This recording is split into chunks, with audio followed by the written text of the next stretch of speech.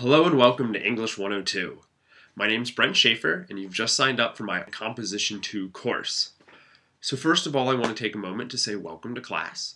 I take teaching very seriously and I love English, so I'm going to work very hard to make sure that we have a great quarter together.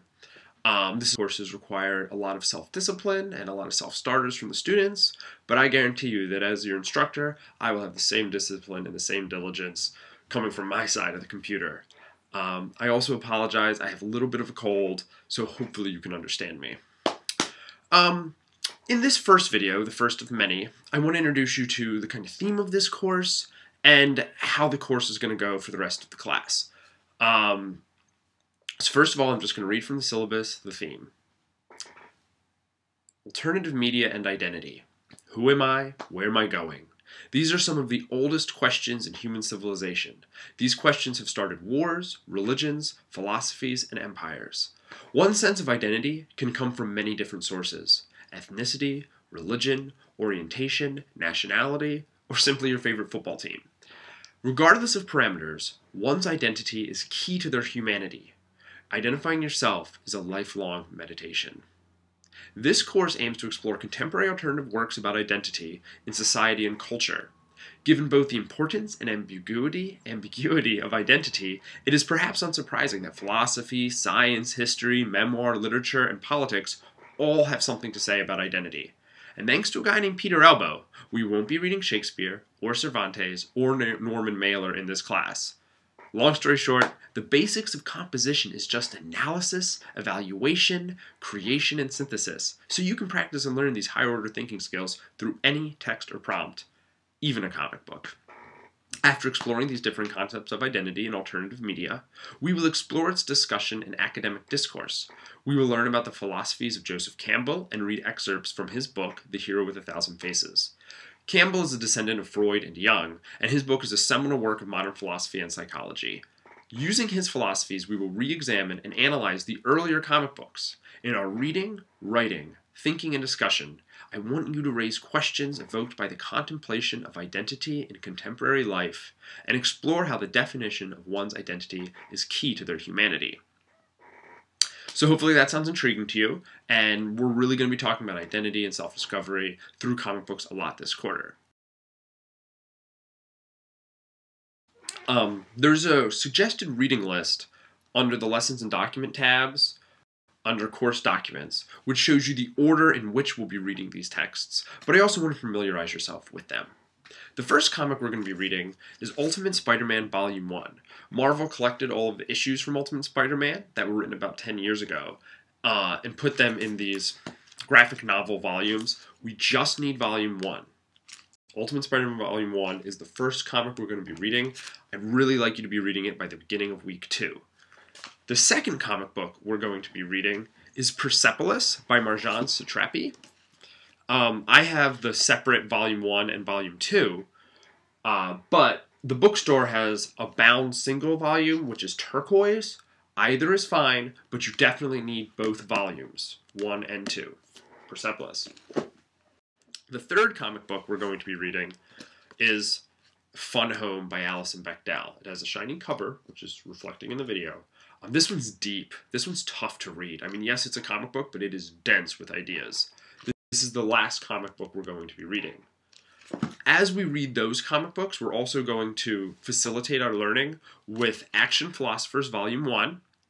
There's also an online link that I'll be able to provide on the website. And we're only going to be reading 3 chapters from it: Freud, Jung, and Campbell, Action Philosophers. And we will also be augmenting our learning with a good old-fashioned composition book. No pictures in this one, guys. This one's called They Say, I Say. There are chapters in here that we're definitely going to use to make our essay stronger.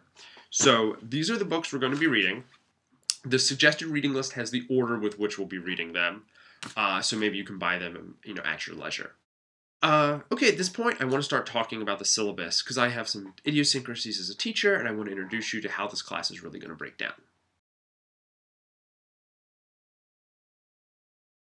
Alrighty guys, so as I said, this is the first of many videos that I'll be filming for this course. I'm using some old classic videos from online courses I've taught before, so do not be alarmed if the length of my hair changes dramatically. Just be forewarned. Alright, so the first thing I want to talk about is the syllabus. Hopefully you've read it. It is a 7-page magnum opus. I worked hard putting jokes in there, so definitely read it. You have to do the syllabus quiz to show me that you're, comprehending, the rules and parameters of this course, and you'll have to get that into me by Monday. But I do want to explain it a little more so that we both feel more comfortable with what my expectations are and what your expectations are. This is a portfolio class first and foremost, and if you've never taken a portfolio class before, you may be in for a little bit of a culture shock.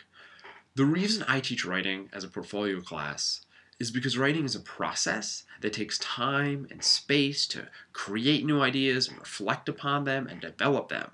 Writing is not just about execution and precision. So you can't really test writing. You need to give a student time to grow and think and produce. Writing is a process.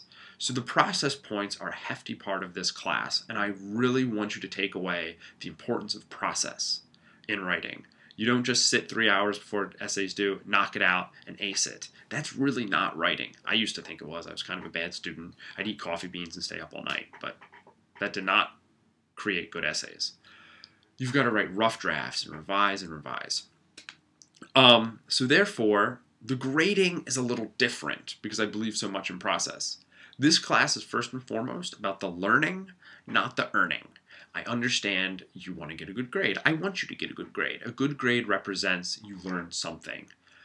But I don't want to put the cart ahead of the horse. I want you to learn first and foremost, and I want you to grade to reflect your learning. So, a portfolio class removes the kind of execution and expectation of the grade as judgment. I once had a teacher tell me that grades are a one-word conversation, that a teacher gives a piece of writing a grade, it's a C. There's no room for discourse, there's no room for the writer to improve it, it's a done dead deal. And in writing, nothing's done or dead. You can always revise. Writing is communicating, and the human animal is not a perfect communicator. If we were, there'd be no wars or no poverty, if we all just got along. But we all need to work on how to better express ourselves and understand others. So that's why it's a portfolio class. How many of you guys have taken an English class where there's maybe 4 major essays, each one's worth about 25 points, and the first one comes week 3, the next one comes week 6, the next one comes week 9, and week 12, end of the quarter, the 4th and final essay, 100%. I've definitely taken those, and I don't like those because by week 6, 50% of your grade is already in the books. And you've only been in the English class for 6 weeks. Maybe you've yet to perfect the art of the thesis, or you've yet to really understand how to best craft topic sentences. But you've already written 2 essays and 50% of your grades in the books. A portfolio class flips that sideways. In a portfolio class, it's more like a snowball rolling down the hill. You'll notice that your final portfolio is like about half of your grade. It's huge. If you whiff the final portfolio, you're pretty much screwed, which is a scary thought, I know. But if you think of the snowball rolling down the hill, you're learning a little bit every day.